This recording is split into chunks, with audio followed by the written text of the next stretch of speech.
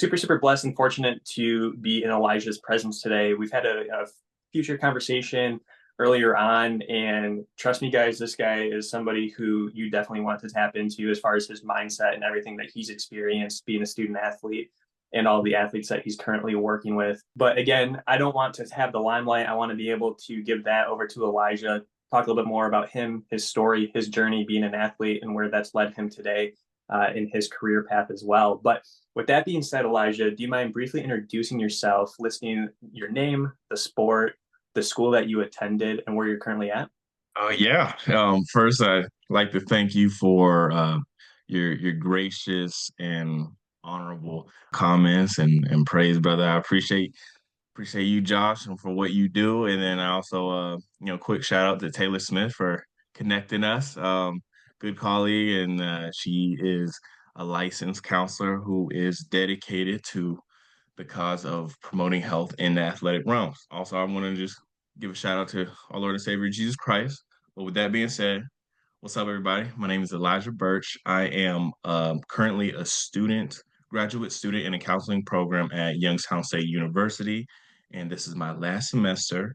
And I will be taking the NCE, which is basically the licensure test across the board, and I will be a certified counselor by the spring. And with that being said, I want to work with athletes and use my licensure and skill sets and giftings to propel that purpose and to, help people go through what I went through, what you went through, Josh, and for whoever's listening. Awesome. That's perfect. And like myself, right, and every other student athlete, a lot of times when we're in the thick of it, sometimes we don't really fully understand sometimes the lessons that are being given to us in those circumstances, whether it's, injury, whether dealing with coaching changes, maybe it's, some other players coming into the team and now we have to fight and battle for that starting role that we once had, things like that.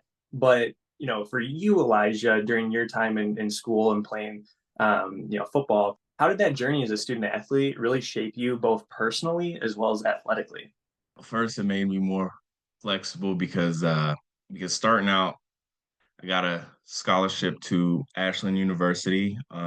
It's a smaller Division II in Ohio, and I thought I was going to be there all 4 to 5 years, depending on if I redshirted or not. And I planned to go to the league because there was a guy named Matt Judon who was in our conference, played the same position at defensive end, outside linebacker. So I was like, okay, I can do this.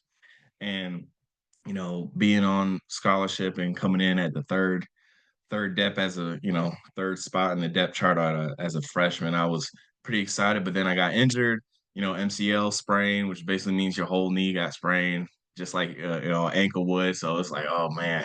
So I had to miss a good portion of that season. And throughout my journey and dealing with those injuries, I had that. I had to deal with another knee injury 2 years later, which would be my last year at Ashland, and that would be my junior year. Like my knee, I already had a brace, like those big old bionic braces, and my knee went from like right here to like right here, and it bruised the tibial and fibia head or femur head, and it also gave me some hairline fractures in there and PCL tear. So I was just like, oh, well, this thing isn't going right. And then my coaches, they kind of sent me through the wash, depth chart wise, after I got back healthy, and I didn't trust them. So I was like, all right, I need to go somewhere. So I went to Mountain Union within a semester. So I gave up my scholarship, gave up my chance to do what I wanted to, ultimately set out doing, and just staying there. So I gave that up, went to Mountain Union, and still wanted to be all like starter, all conference, all American, maybe potentially pro guy. And then this was 2019. So 2020, I transferred there. I'm also healing over like an injury that I suffered right before I left Ashland. So I broke my wrist too. I don't know if you can see it, but I broke a little bone called the staphoid or scaphoid.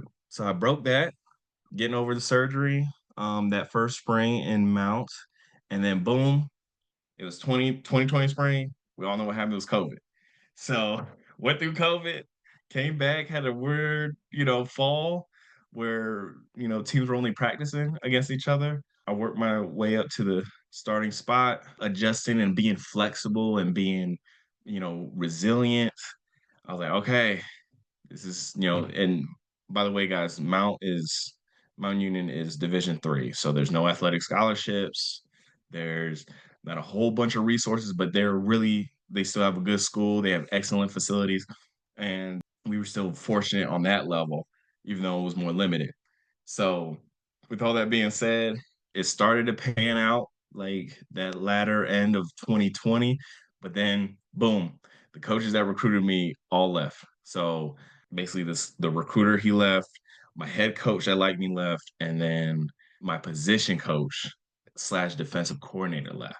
So yeah, and then I caught COVID right towards the end of that year. So it was like back to back to back. It was like, all right, my mind was really being stretched now, really being stretched, really being flexible. Like I thought I just went through it at Ashland, excuse me, with all those injuries, and then with the coaches not playing me, even though I was healthy and everything, and trying to put their younger guys up. I was like, all right, I thought I already went through this. Now I feel like I'm, back to square one. And the following spring, so spring of 2021, we try to have this, I don't want to say consolidation, but this mini season where people just played in conference with, against other teams in their conference. And I went from before I got COVID, before my guys left, I earned, in a starting spot. When I came back, I was the only one whose depth chart position changed. Yeah. So I was like, oh, dude, come on, man. And I had to sit back and watch people who I believe that if they went through what I went through, they wouldn't have made it. And if they went to other schools, they wouldn't even have a scholarship. So I went for the most part. Like there were some other guys that were just good, but not in my particular position. So it was just it really attacked my confidence. And I got a real bad case of anxiety. And then some stuff happened with my family where my dad, he went through intestinal cancer when I was younger. And we had a scare during that whole COVID year. So I was like really, and then I went through a really bad breakup. So I was feeling down, but I was like really anxious. Um, that's the first time I saw counseling, got counseling, and it was very helpful with our I would say 6 to 7 sessions I've had with my old counselor in that spring semester, and just overall getting adjusted. So it was good to have that support. And yeah, it was tough. It was really really tough though, and we made it through. I worked myself to back up to for sure second string before going into that fall, and I was sick of my coach telling me, "Oh, you're going to play this game," and then I would sit, or I didn't know I was going to play, and then they would just throw me in there. So after going through all that, worked into a for sure position. And going into that fall season, strained my left oblique. And if anyone ever hurt anything in their abdomen, muscle wise, that means it's hard to to sit up because your core is always engaged. It's hard to stand. And don't even get me started about breathing or sneezing or doing any other daily bodily functions, and y'all can use that imagination.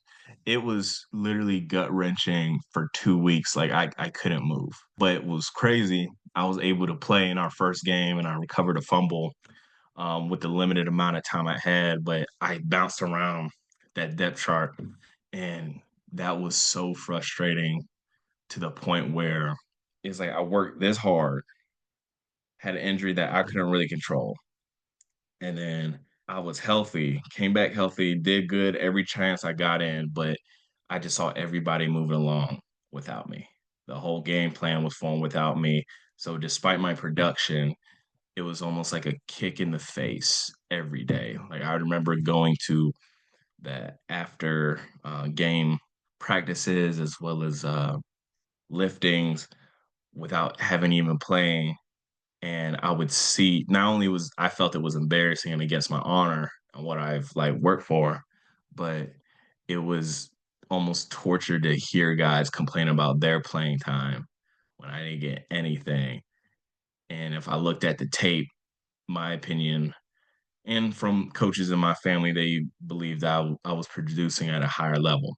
So it was very tough, and it tested my resilience as well as my mental flexibility of like, okay, despite what I want to happen in my mind, despite what I worked towards in the past, what I'm seeing right now is not only out of my control, it's very different to what I ever had planned.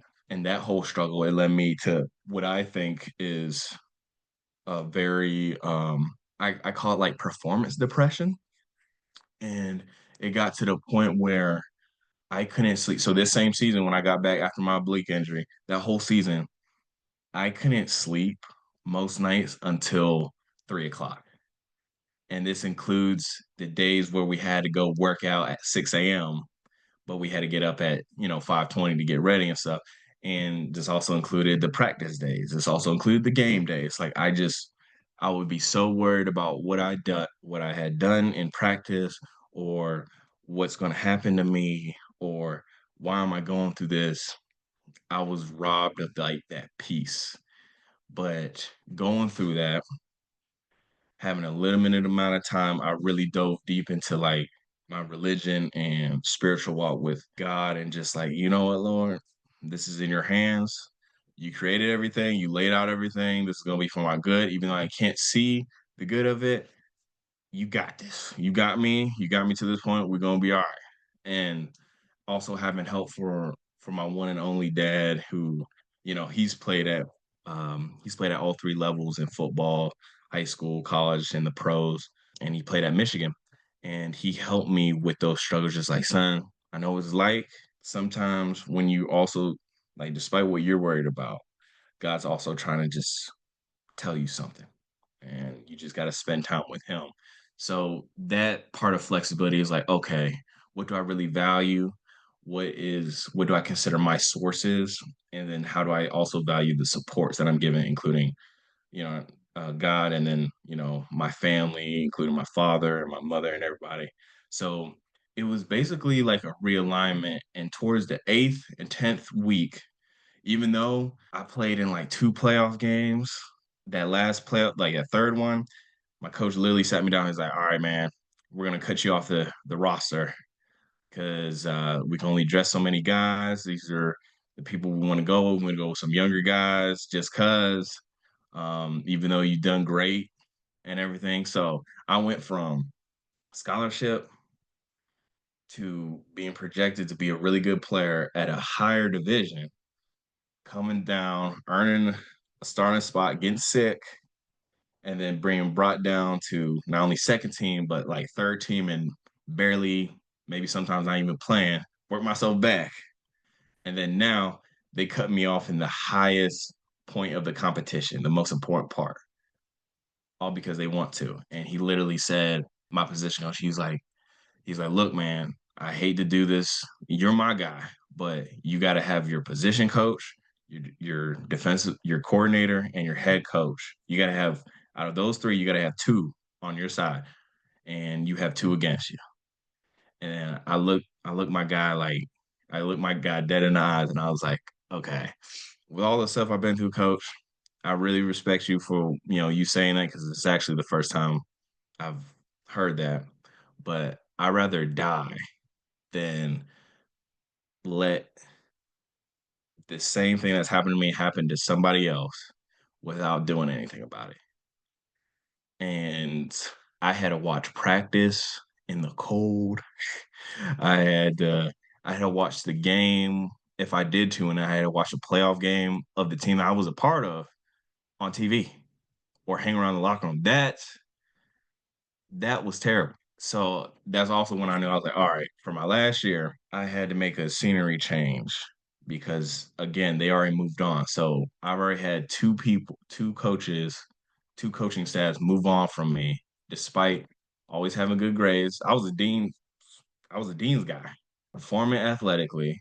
and just doing the right thing. Like never got in trouble, never nothing. And even when I was at Mount, when that depth chart change happened, there was a guy playing over me with an ankle monitor on. Yeah. So I had all these things. I was coachable, but it still didn't work out how I planned it. But I still had the opportunity because I knew I had breath in my body. So I was like, all right, I'm getting my degree. I'm basically gonna have it this upcoming spring. Fast forward to 2022. What do I need to do? So I quit the team and I was searching for teams who had, not only a program, but like that school to have a grad program of mental health counseling or just something like that, something I could piece together and then get a license in and get it started so I can, serve athletes. And found Geneva College, and it is another Division III school in PA. Wonderful school, and that was a ride. I only had one season, and they agreed to bring me on and do that. Let me play, be enrolled, and then also be a help out with coaching after I played. So I was like, okay, this is good. And they also gave me a job to help pay for school in the academic services over there. So I did all that. So I was a player, a GA, like academic coach, and a full-time counseling student the fall of 20, I think it was, yeah, 2023. Yeah, that was wild. And I did get some sleep, just to let y'all know. I did. My schedule was that sharp. I had to be and then this is what it comes from, this flexibility as well as the resilience. My schedule was so set that I had to be on my P's and Q's all the time so I could just be functional and at a high level. And the big thing from this period is despite everything that happened to me and being felt like and having felt like I've been thrown away despite doing good things and almost like a sense of injustice, it was difficult not to let spite and revenge hold me and to take over. Because I did play with the spirit of vengeance, but then I couldn't let that energy take over not only athletics, but all my other things. I couldn't just be harped on like getting these people back by just showing how successful I am, especially in that one area. So I really focused on being not only high performing student, high performing person, high performing athlete, but just really accepting like things are just going to be out of your control. All I can do is what I can do. So I trained, I would do around 1,000 pounds on leg press for reps, with 3 sets of 10. I would do skill workouts almost every day. I was running 3 miles a week just for warm up purposes and conditioning, and then I would do sprints, like sprints, throughout the week. And like I was a big lean mean fighting machine at like 265 and like dunking with two hands and everything going to my last season. And I worked that hard and I stayed focused despite my past feelings. And I was like, I gotta work this hard because when the lights come on, when I put that, those pads on, all I have to fall back on is what my muscles and my mind were conditioned to do. So if I condition them right now, and if I let this final season be the pinnacle, everything that I met, like I accumulated over these past years, that's what it was. And then let me tell you, that's where that depression, anxiety, it never stepped foot in my life again because when I thought back on everything, when I'd be in the games, when I'd be super tired, I just remember I was like, look, I've trained so hard and I've been through worse before. So this opportunity is a gift. So I'm going to just let loose. And that really helped me too, just even going into the season because the second game of the season, my MCL was completely torn. Like somebody was slammed right into my knee. Yeah, good old knees again. So my knees been healthy for a while, but then boom, last season where I feel like I'm at my pinnacle, 23 years old, boom, almost pretty much a devastating injury because your MCL keeps your kneecap into place. So my trainers literally had to tape my kneecap in place every hard practice that I was in and every game. And on top of that, when my kneecap shifted because of the torn MCL, the kneecap sheared the cartilage that cushioned, the bones right behind the kneecap. So like let's say this is the cartilage and the bones right behind the kneecap, and the kneecap just went like just cleaned it all off. So, but we didn't know that till after the season. But all glory to God though, despite, being a GA, being a player, being a full-time graduate student, and having a season-ending injury, I didn't miss a game, which my surgeon was baffled. He was like, "Oh, so how many games you missed?" I was like, "Doctor, I didn't miss nothing." And he was just amazed. Yeah. And then that I still came out as one of our leaders in tackling and all conference. And that mindset of like, okay, I put in the work, not only is going to take off all of the second guessing that comes with anxiety, or the you getting stuck in the tank with depression, being stuck on your mistakes. I was like, I prepared, I had faith in enough, I had faith in what I've done and what has happened enough to the point where on my worst day, which was most of that season, I'm still better than anyone that lines up in front of me because I paid that price and here, and all over. So through my student athlete experience, I learned flexibility. Stuff is not going to work out how you want it ever. And then, and that's a part of growth. You can't expect the same thing over and over and then expect to grow and get better. And then I had to learn a different type of resilience because I was already a tough-minded kid. I was never the most popular. I had issues with coaches beforehand and just everything. And then I also got that belief and confidence of like, I'm willing to do what no one else is willing to do. But it took that fire to refine that mindset.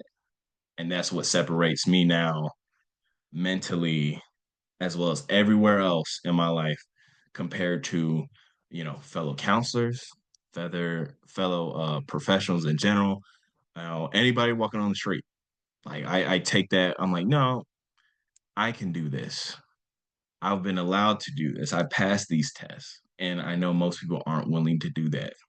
And it's not a cockiness thing, it's not a superiority complex. It's like, no, nobody would choose this, let alone pass it. I passed it. So, and no one could take that away from me. So, yeah, those three things, that confidence, flexibility, and resilience, that's what I got out of my student athlete experience. Every single individual who you talk to, their journey is completely different, right? Sometimes you talk to somebody and they say, hey, you know what, I was there for 4 years. Sometimes you talk to an individual and they're at three different schools, right? Yeah. And at the end of the day, though, they're still a student athlete. They're still competing. They're still, on their own journey, their own specific thing. So I think it's always super cool to hear those unique perspectives and say, hey, you know what? Like Elijah, I was also at three separate schools, and I can now relate to him and what he's been through and what he, obviously, there's certain things, right, that are way different about his story versus mine. But hey, that's at least Mm-hmm. one part of it that we can definitely really mesh well on and definitely talk about. But one thing for me was my just definition of success, right? And I think that that's such a big thing in athletics with everybody nowadays, especially with kind of comparison, right? You hear these stories about friends in high school, and you can get jealous because they might have all the offers, right? They might have all this attention, and you're like, well, that doesn't make a lot of sense because I know that I train way harder. I know that I'm in the classroom, I study, I do all of this 10 times more than the other guy. Like, why is he getting like the limelight right now? And success for me, I felt like really changed when I was in college because previous to that, I was like very intentional about, individualistic goals in a sense, right? Individualistic success as far as, hey, like if I do this, I'll be here. If I, do this, I'll attain this. And then once college arrived, and obviously I know I'm not going to play at a professional level, it's like, okay, my goals are now changed. And it's like, okay, what can we do as a team then, right? Like, how can I help out the team, right? Is it trying to, build these relationships with, freshmen and sophomores or these transfer guys to make them feel more acclimated to the school, to the team, to the kind of, that culture there, things like that. And it really changed myself overall. But I think too, it made me compare a little bit less and be more grateful for what I did have in my given situation at the school that I was at. And so I always find it a very interesting question to ask to other athletes as far as, what was their definition of success, when they were in school, right? Whether it was, hey, early on it was this, later on it became this. But ultimately, too, what was that definition of success for yourself, Elijah? This mindset started out in college. I found out that everybody is built for now what only they'll go through, but they're built for a specific purpose. So my thing now is like, you don't have to tell a fish to swim. The fish already has gills, it already has fins, it already has this organ called a swim bladder, which controls the buoyancy. And it's just going to swim. So if we're all built for this certain task, doing that task and everything that comes along with it, and doing it in a capacity where it makes other people's lives better. So basically, what most people say, give back to the world, make the world better than when you left it or someone else left it, however they word it. That's success to me because yeah, I was all like you, I was focused on the individual goals. Like I set how many sacks I was going to get every season if I got a chance to play after I started this, all that. And literally laid out this vision, this plan to get there, but it was so narrow. It was like that everything that I went through, it taught me not only there's a bigger picture, it's far more simpler than that because the success comes with what you do with every opportunity and the stuff that we idolize with stats and times and all that. That's just a symptom from you buying in to what you already built for. So if you already, you're naturally good at running, cool. Do track, just be fast, have endurance, have all that, but then a part of that and not quitting and developing as a person, like you said, you're going to take that younger person under your wing. You're going to speak into people. Your example is going to say enough by it pays off just to do the right thing. And that encourages other people not only to do the right thing, but to buy into how special they were made for that given task. Because I was like, all right, I used to break it down. I'm very analytical. I'm like, all right, I'm 6'3". I can never be below 220 pounds. And then I have a greater deal of raw strength, agility, and flexibility. So playing football, defensive line, yeah, I could be a monster at that. But then also my other gifts, I'm very encouraging. I can speak to people very well. So it's like I had to focus on that bigger picture of being productive, like not only on the field, but like off the field too, and everything in between. Like I still had to show younger guys around, like, no, you don't do that. Or here, come on. One of the biggest things is like, even though Mount was horrendous on the mental strain part of it with my individual goals. I remember starting a men's only Bible study where most of them were football guys, and some of them were guys that were playing. And like my one good buddy, he was a starter in my defensive line group, and he would be one of the most consistent guys at the Bible study. And then on the other end, the same guy that had the ankle monitor on, me and him would have like 30-minute conversations on life, spirituality, doing the right thing, stuff like that. And in those two separate accounts, both of those guys got baptized in gave their lives to Christ before they graduated, before I left Mount. So that in of itself, that's pretty much successful. Like even though I didn't get what I wanted, the bigger picture, people's lives got better no matter what I said or did. It probably had a big impact, but I can't take all the credit, but I still had to do I still had to be committed to even, I was a part of their journey. So without that, who knows? But I'm just happy to get the ball rolling for somebody. So that encompassing big picture, looking at the tapestry while we're just focused on the one color of thread, so much in stats and accolades and times. Instead of getting caught up in that thread, we got to take a look at the entire picture and how the patterns really just come together.